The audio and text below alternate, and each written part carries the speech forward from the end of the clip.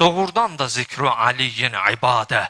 Məsumlarımız buyurur, Əlinin adını çəkmək ibadətdir. Hətta rivayətdə var, biz ki necə Subhanallah, Elhamdülillah zikr eləyərik, mələklər də Mövla Əlinin adını bi Aliyin, bi Aliyin, bi Aliyin rivayətdə var, Həzrəti nəql eləyərlər. Ağa Rasulullah buyurur, mən meyraca gedərkən Allahın can alan mələyi Cənab-ı Əzrail Mələkül Maut mənə salam verdi və buyurdu, Eynə Aliyyun, keyfə Aliyyun, Əli necədir, Əlinin keyfi halı necədir?